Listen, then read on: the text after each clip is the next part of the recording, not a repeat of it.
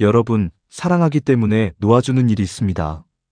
붙잡고 싶은데 손을 펴는 일, 함께 있고 싶은데 등을 떠미는 일, 그것이 사랑하기 때문에 할 수 있는 가장 어려운 일이라는 것을 알면서도 오늘 이야기에는 그런 사람이 있습니다.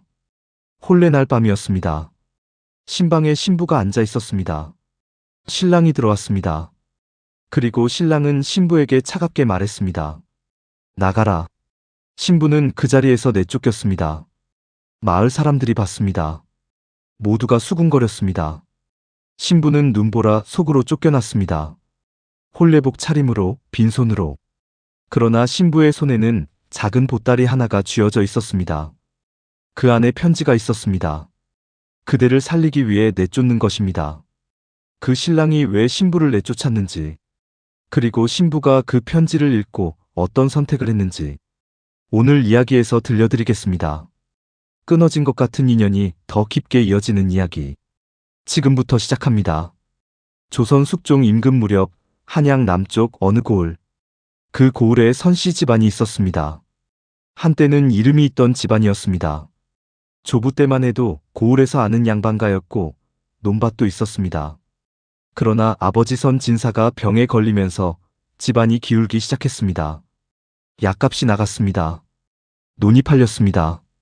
하인이 떠났습니다. 그 집안의 장녀가 소월이었습니다. 22이었습니다. 글을 읽었고 바느질을 잘했습니다. 아버지가 건강할 때는 책을 읽어주고 글씨를 써주던 아이였습니다. 그러나 지금 소월의 손에는 책이 없었습니다. 12살, 10살짜리 동생 둘이 있었습니다. 아버지는 방에 누워 계셨습니다. 어머니는 몇 해 전 세상을 떠나셨습니다. 소월 혼자 집안을 버티고 있었습니다. 그런 소월에게 혼담이 들어왔습니다. 상대는 이 고을에서 가장 힘 있는 집안, 임대감 댁의 장남 임준혁이었습니다. 마을 사람들이 말했습니다. 저 집에 들어가면 굶지는 않겠지. 그러나 저 임대감 댁이 어떤 집안인지 아느냐? 소월은 그 말들을 들었습니다. 임대감 댁이 어떤 집안인지 소월도 알고 있었습니다. 고을에서 권세가 세고 좋은 말을 듣는 집안이 아니었습니다. 그러나 소월의 눈앞에는 동생들이 있었습니다. 혼담이 들어왔다는 말을 들은 날 밤, 소월은 오래 잠을 이루지 못했습니다. 행복하지 않을 수도 있다는 것을 알고 있었습니다. 그러나 지금 선택할 수 있는 것이 없었습니다. 아버지는 약을 먹어야 했습니다. 동생들은 올겨울을 버텨야 했습니다. 소월은 새벽에 일어나 마당에 나왔습니다. 하늘을 봤습니다. 그리고 혼담을 받아들였습니다. 괜찮습니다. 혼례날 아침 붉은 혼례복을 입으면서 소월은 작은 동생의 얼굴을 떠올렸습니다. 어젯밤 동생이 소월의 손을 잡고 말했습니다. 언니, 정말 가야 해요? 소월이 웃으며 말했습니다. 응. 그런데 이제 밥은 굶지 않아도 된다. 동생이 울었습니다. 소월은 울지 않았습니다. 오늘 이 혼례가 끝나면 동생들은 굶지 않을 것이었습니다.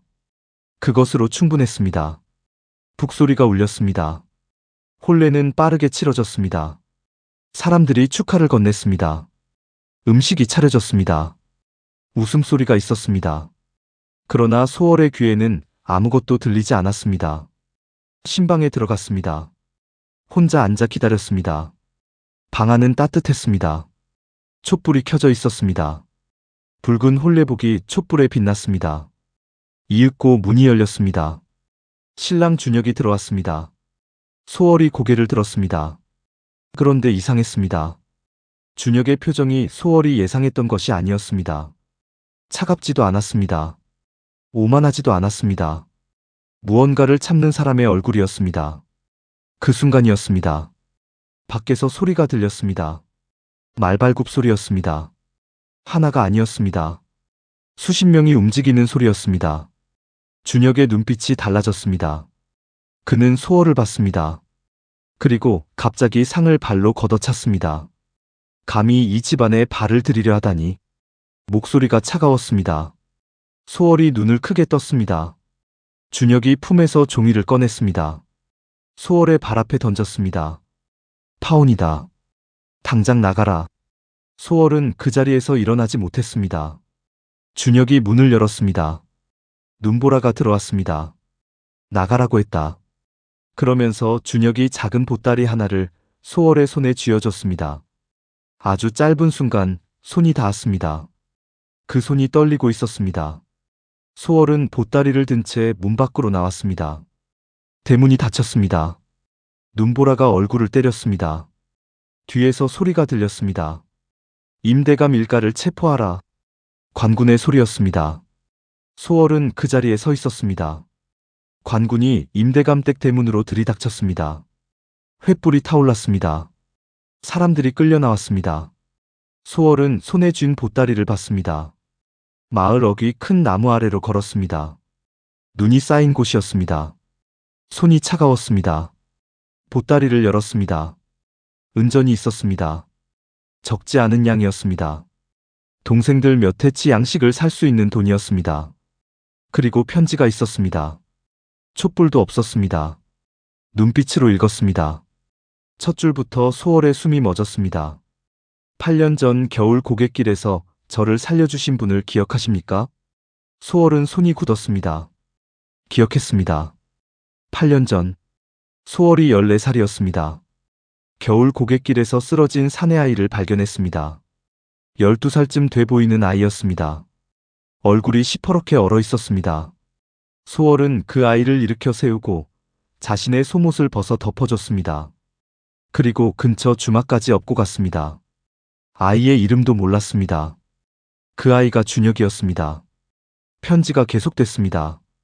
오늘 이 혼례를 서두른 것은 당신 가족을 지키기 위해서였습니다. 아버지의 일이 발각될 것을 알았습니다.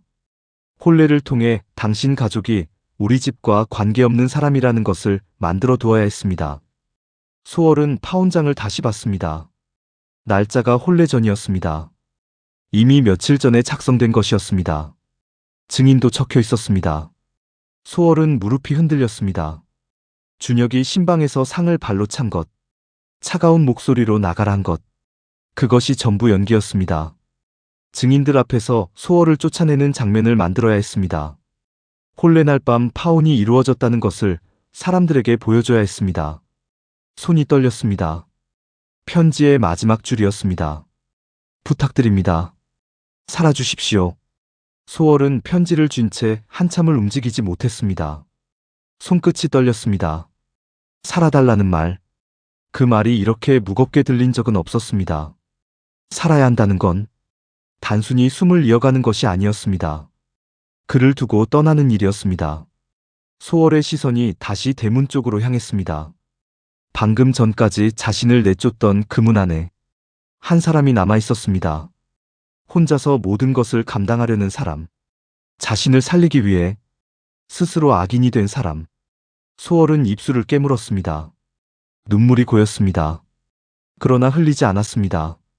대신 아주 작게 중얼거렸습니다. 그건 너무 비겁하잖아요. 그리고 고개를 들었습니다. 저 혼자 살라는 건 그건 아니잖아요. 소월은 편지를 접었습니다. 보따리를 꼭 안았습니다. 도망갈 수 있었습니다. 이 돈으로 동생들과 아버지를 데리고 먼 곳으로 갈 수 있었습니다. 준혁이 원하는 것이 그것이었습니다. 살아주십시오. 그 말이 그 뜻이었습니다. 소월은 오래 서 있었습니다. 임대감 댁에서 사람들이 끌려 나오는 소리가 들렸습니다. 준혁의 목소리는 들리지 않았습니다. 소월은 눈을 감았습니다. 8년 전 고갯길이 떠올랐습니다. 시퍼렇게 얼어있던 아이의 손.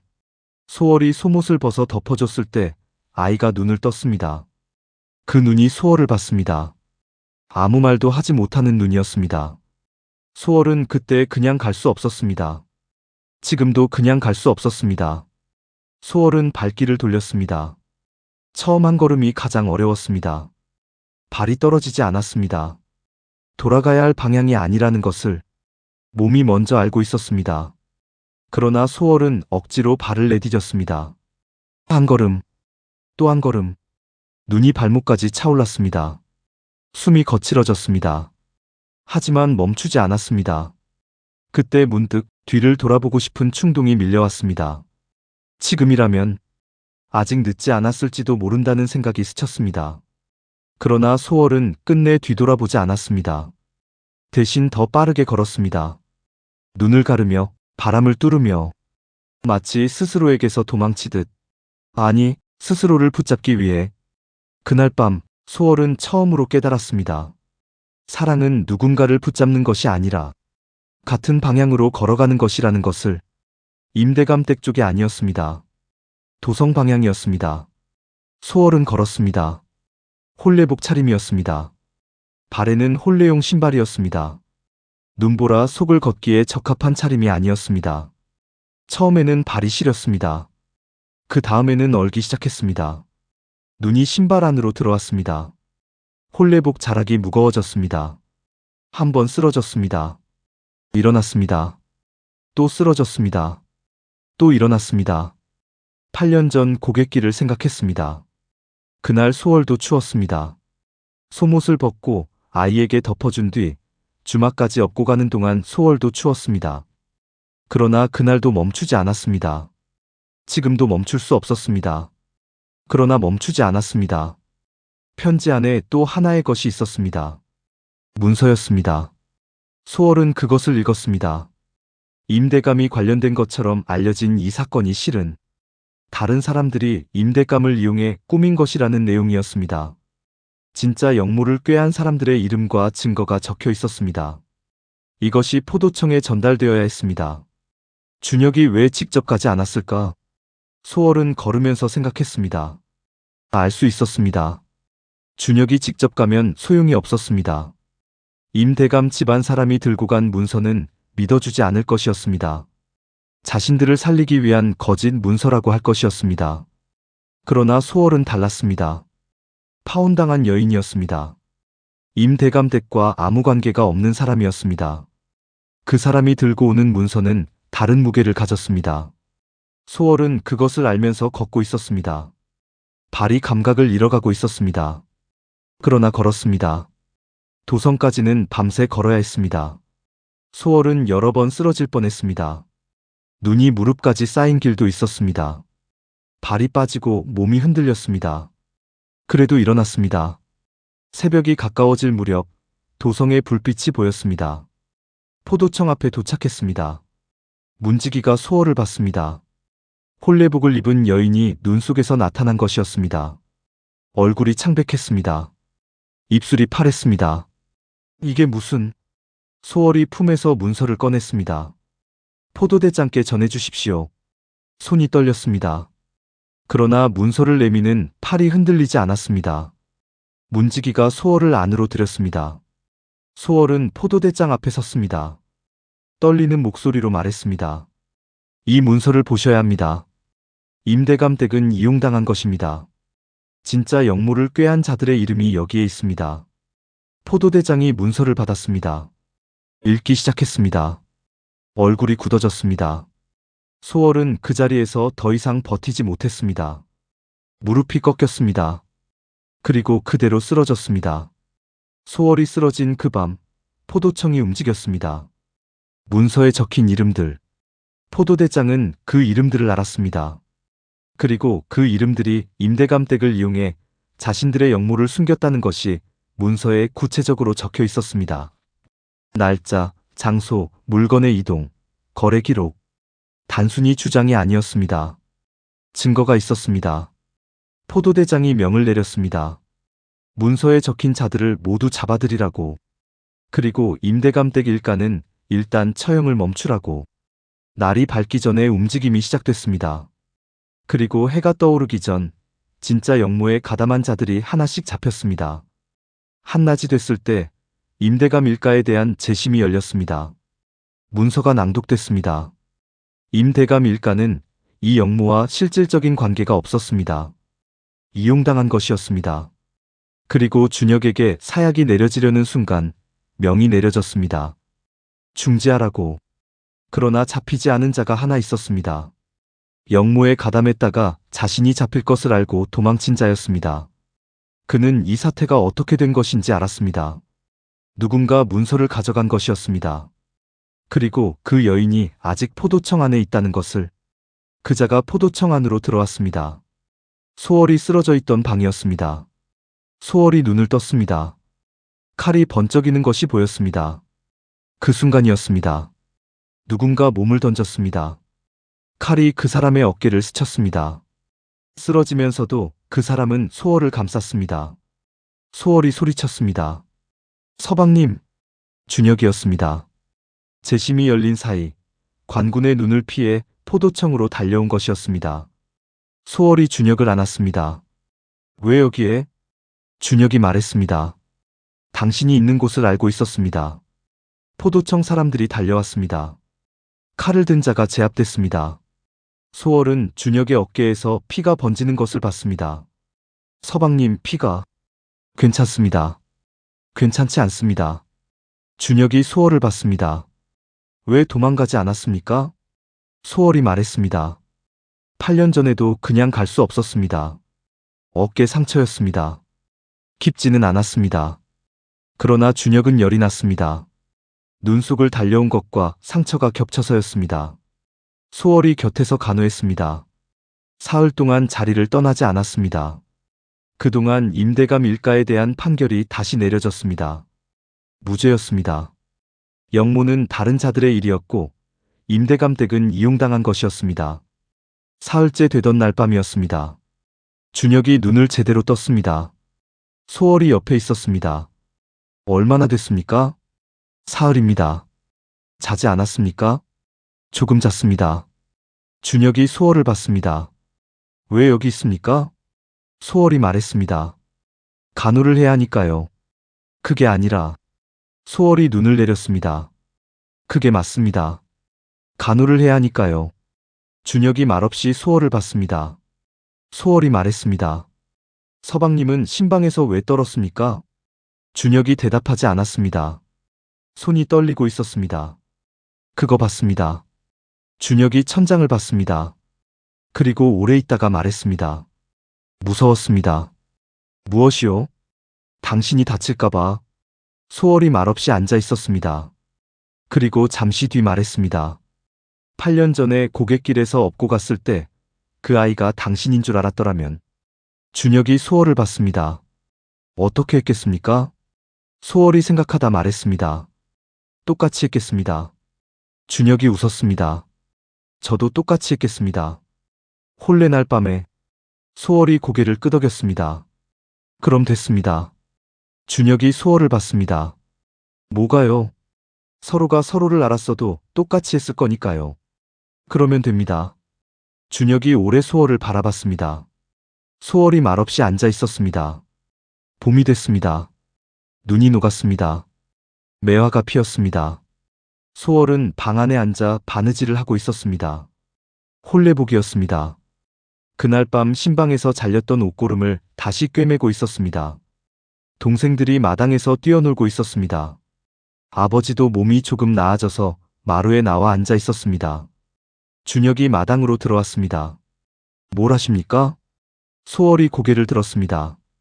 옷고름을 달고 있습니다. 준혁이 다가와서 소월 옆에 앉았습니다. 소월의 손에 들린 혼례복을 봤습니다. 그날 밤 것입니까?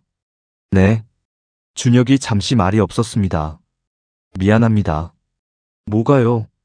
그렇게 내쫓아서. 소월이 옷고름을 매면서 말했습니다. 저도 미안합니다. 준혁이 고개를 들었습니다. 뭐가요? 그날 밤 도망 안 가서요. 준혁이 웃었습니다. 소월이 꿰맨 옷고름을 매만졌습니다. 이번 혼례는 어떻게 치를 겁니까? 준혁이 물었습니다. 작게요. 동생들이랑 아버지랑. 그걸로 됩니까?